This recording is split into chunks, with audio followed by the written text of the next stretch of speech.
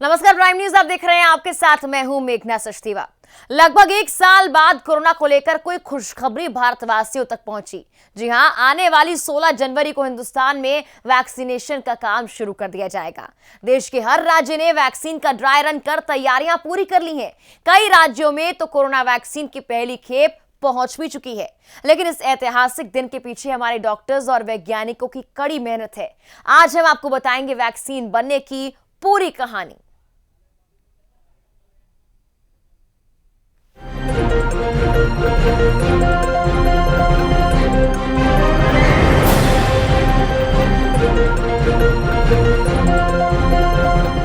दो 2020 का साल कोरोना से डर का था, तो 2021 का साल कोरोना को हराने वाली वैक्सीन का रहेगा।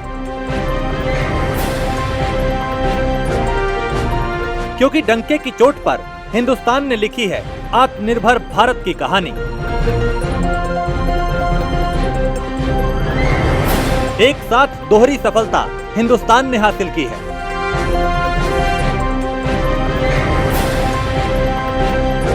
भारत के वैज्ञानिकों ने एक साथ दो मेड इन इंडिया वैक्सीन को बनाने में सफलता हासिल की और अब वो दिन भी नजदीक है जिस दिन वैक्सीनेशन का काम शुरू हो जाएगा।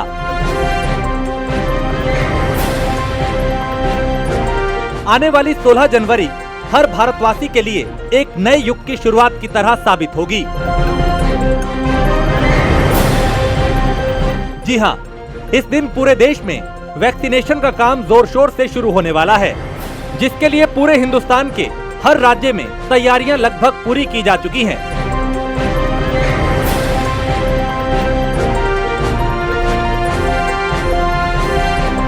वैक्सीनेशन का काम सही ढंग और बिना किसी परेशानी के पूरा किया जा सके, इसके लिए कई चरणों में ड्राई रन की प्रक्रिया भी पूरी की जा चुकी है, जिसमें स्वास्थ्य कर्मियों को वैक्सीनेशन के बारे में जानकारी और इसे लगाने की ट्रेनिंग दी गई, ताकि वैक्सीनेशन के दिन किसी भी तरह की कोई परेशानी न हो। 2021 के शुरू होते ही भारतीय वैज्ञानिकों और भारत के प्रधानमंत्री की अटल निष्ठा के कारण भारतीय वैक्सीन बाजार में पूरी तरह से आ गई है और यह 16 तारीख से आम जनमानस को समर्पित कर दी जाएगी। जहां एक तरफ वैक्सीन आई है, वहीं सरकार ने वैक्सीन लगाने वालों को पूरी तरह से तैयार किया है। वैक्सीनेटर्स की खूब अच्छी तरह से ट्रेनिंग दी गई है। एक नहीं, दो बार जो है ड्राई रन के तहत अभ्यास कराया गया है और आज पूरा स्वास्थ्य महकमा पूरी तरह से तैयार है कि हमें वैक्सीन कैसे लगाना है, वैक्सीन के बाद क्या करना है, कैसे क्या करना है।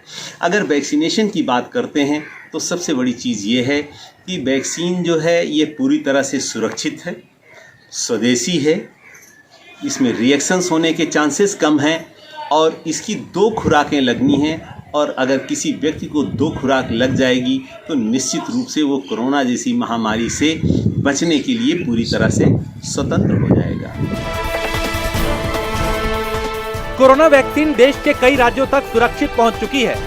हिंदुस्तान में सीरम इंस्टीट्यूट ऑफ इंडिया की बनाई हुई कोविशील्ड और भारत बायोटेक ICMR और NIV पुणे की कोवैक्सीन के इमरजेंसी यूज की मंजूरी दी जा चुकी है।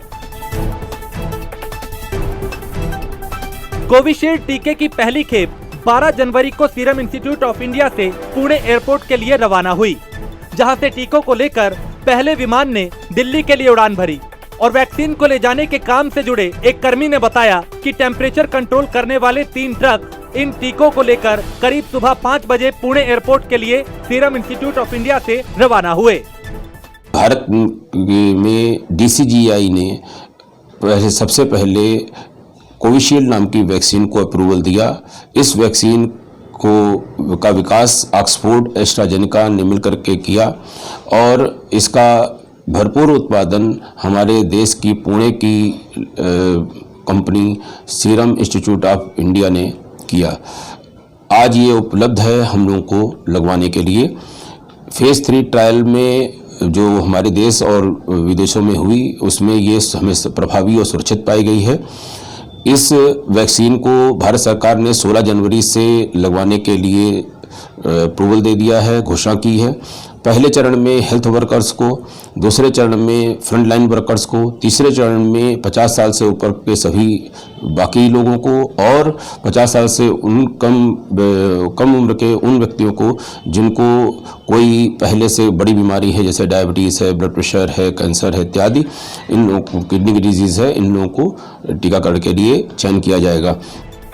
पुणे एयरपोर्ट की तरफ से ट्वीट कर इस बात की जानकारी दी गई। ट्वीट में लिखा गया, जाने को तैयार, भारत के साथ खड़े हैं। वायरस को खत्म करने वाले टीकों को देश भर में पहुंचाने के लिए विमान में रखा जा रहा है। पुणे एयरपोर्ट से इन टीकों को एयर ट्रांसपोर्ट के जरिए भारत के तमाम हिस्सों में पहुंचाया जाएगा। पुणे से रवाना हुए टीकों को पुणे से जिन स्थानों पर ले जाया जाएगा उनमें दिल्ली, अहमदाबाद, कोलकाता, चेन्नई, बेंगलुरु, करनाल, हैदराबाद, विजयवाड़ा, गुवाहाटी, लखनऊ, चंडीगढ़ और भुवनेश्वर शामिल हैं। जिस घड़ी का पूरे देश को इंतज़ार था, यानी कोरोना वैक्सीन का इंतज़ार पूरे भारत देश में किया जा रहा था, ऐसे में अब 16 जनवरी को कोरोना वैक्सीन का टीकाकरण अभियान भारत देश में शुरू हो जाएगा।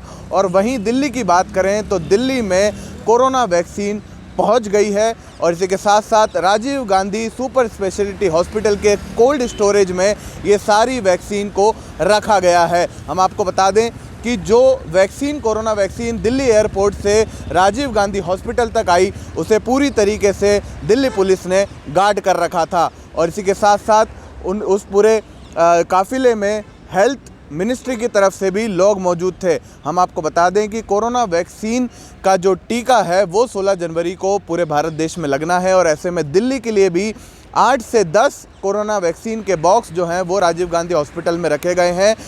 एक बॉक्स में करीब 12,000 डोज जो हैं वो रखे गए हैं और इन्हें पूरी तरीके से कोल्ड स्टोरेज में रखा गया है। कोरोना वैक्सीन को देखना ये होगा कि फ्रंट लाइन वॉरियर्स के बाद, कोरोना वॉरियर्स के बाद आम जनता तक ये वैक्सीन कब पहुंचती है। लेकिन फ़िलहाल के लिए सबसे बड़ी खुशखबरी यही है दिल्ली वासियों के लिए कि कोरोना वैक्सीन का टीका जो है दिल्ली में पहुंच चुका है।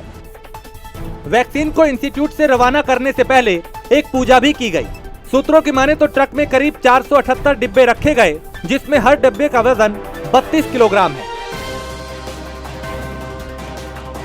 महामारी से परेशान देश के लिए वैक्सीन किसी सोने से कम नहीं है। वैक्सीन लोडेड ट्रक्स की सिक्योरिटी किसी जेट प्लस सुरक्षा से कम नहीं दिखी। ट्रक्स के आगे और पीछे पुलिस की गाड़ियां मौजूद रहीं।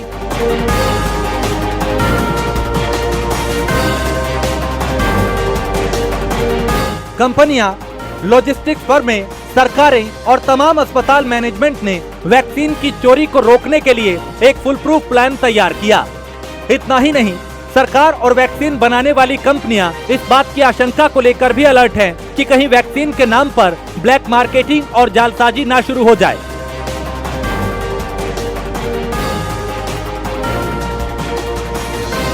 प्रधानमंत्री नरेंद्र मोदी ने सभी राज्यों के मुख्यमंत्रियों से बात की और कहा कि कोविड-19 के लिए टीकाकरण पिछले 3-4 हफ्तों से लगभग 50 देशों में चल रहा है और अब तक केवल 2.5 करोड़ लोगों को टीके लगाए गए हैं, जबकि भारत का लक्ष्य अगले कुछ महीनों में 30 करोड़ लोगों को टीका लगाने का है। चरण है वैक्सीनेशन का। जैसे यहां जिक्र हुआ, 16 जनवरी से हम दुनिया का सबसे बड़ा टीकाकरण अभियान शुरू कर रहे हैं। ये हम सभी के लिए गौरव की बात है कि जिन 2 वैक्सीन को इमरजेंसी यूज ऑथराइजेशन दिया गया है वो दोनों ही मेड इन इंडिया है। इतना ही नहीं, 4 और वैक्सीन प्रोग्रेस में है। और ये जो मैं करीब 60-70% काम पहले राउंड का होने के बाद बैठने की चर्चा इसलिए करता हूं कि उसके बाद और वैक्सीन भी आ जाएगी और जब और वैक्सीन आ जाएगी तो हमें फ्यूचर का प्लान करने में वो भी एक बहुत बड़ी सुविधा रहेगी। और इसलिए सेकंड पार्ट इसका जो है, जो हम 50 से ऊपर वालों के लिए जाने वाले हैं, तब तक शायद हमारे पास और भी कुछ वैक्सीन आने की संभावनाएं हैं। एक सर्वे के अनुसार सरकार साल 2021 के अगस्त महीने तक 30 करोड़ लोगों का टीकाकरण करने का प्लान बना चुकी है, जिसका मतलब है कि इसके लिए हर रोज 13,27,000 डोज उपयोग की जाएंगी। सर्वे में ये भी पता चला कि इसकी कीमत डीजीपी का करीब 0.3% से 0.4% के करीब तक आएगा। एक डोज को लगाने का प्रशासनिक खर्चा करीब 100 से 150 रुपए के बीच आएगा। इसके अलावा एक डोज की कीमत करीब 250 रुपए से 300 रुपए होगी। इस तरह एक वैक्सीन की 2 डोज की कीमत करीब 700 रुपए से 900 रुपए के बीच आएगी।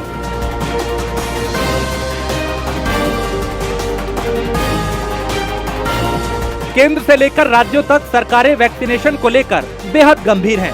वो नहीं चाहती कि 16 जनवरी को होने वाली वैक्सीनेशन के काम में किसी भी तरह की कोई बाधा आए। यानी साफ है, आने वाली 16 जनवरी को पूरे देश में वैक्सीनेशन का काम बड़े स्तर पे शुरू होगा। यानी अब कोरोना का खेल हिंदुस्तान में खत्म होने वाला है।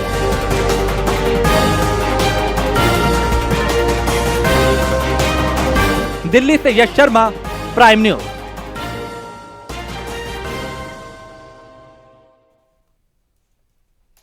देश के सबसे बड़े सूबे उत्तर प्रदेश में भी कोरोना वैक्सीन को लेकर तैयारियां पूरी हो चुकी हैं। इतना ही नहीं, कोरोना वैक्सीन की पहली खेप लखनऊ पहुंच भी चुकी है, जहां से अब वैक्सीन को अलग अलग मंडलों में भेज दिया जाएगा। योगी सरकार 16 जनवरी यानी वैक्सीन डे के लिए पूरी तरह से तैयार है। साफ है, जिस तरह यूपी की योगी सरकार ने कोरोना काल में वायरस को रोकने की शानदार व्यवस्था की थी, इसके लिए WHO ने यूपी सरकार की सराहना भी की थी। उससे अंदाजा लगा सकते हैं कि वैक्सीनेशन के काम को योगी सरकार कितनी बेहतरीन तरीके से पूरा करेगी।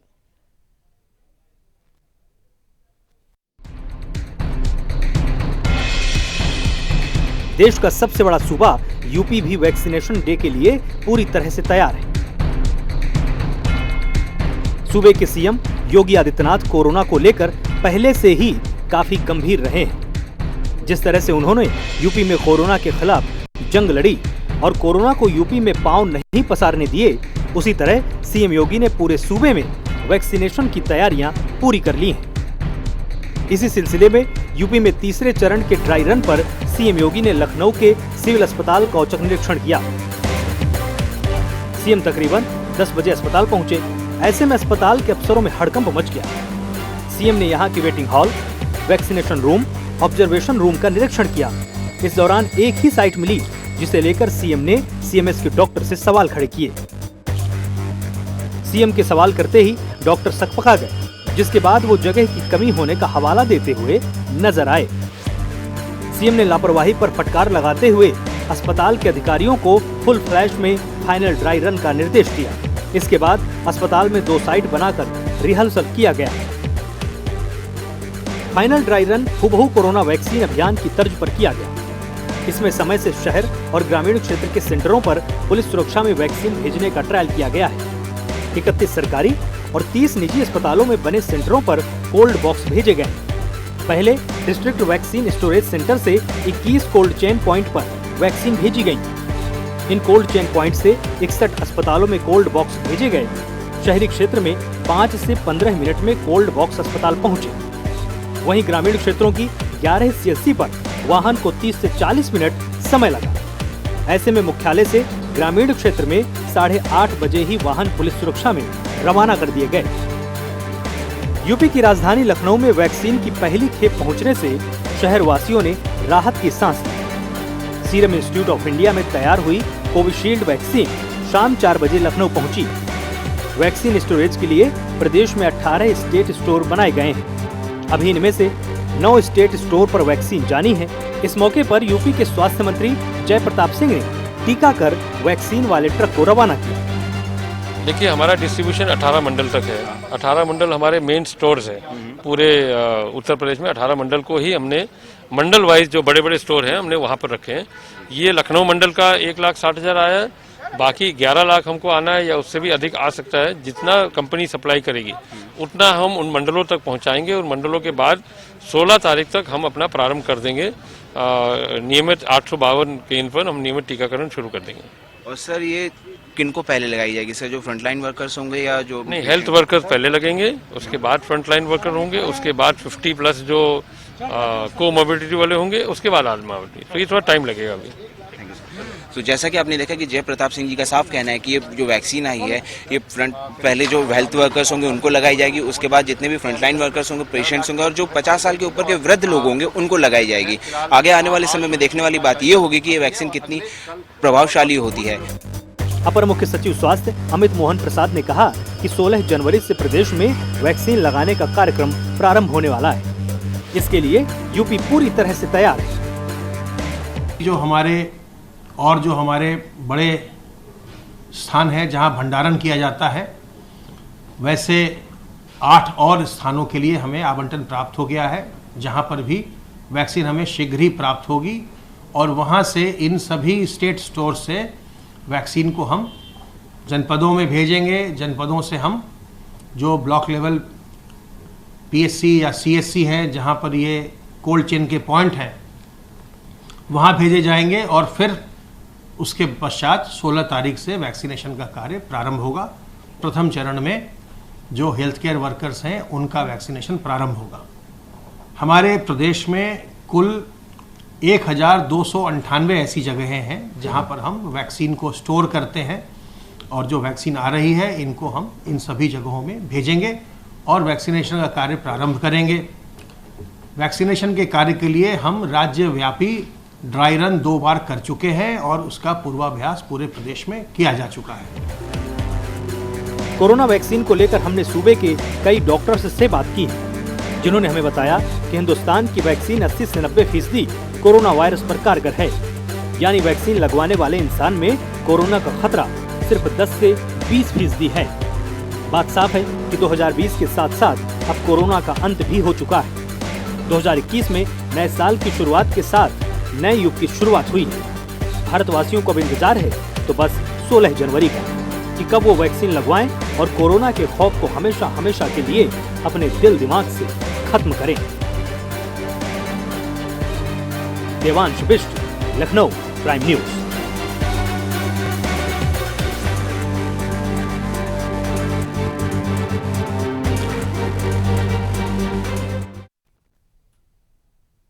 तो फिलहाल के लिए हमारी इस खास पेशकश में इतना ही। तमाम खबरों के लिए आप बने रहिए प्राइम न्यूज पर। नमस्कार।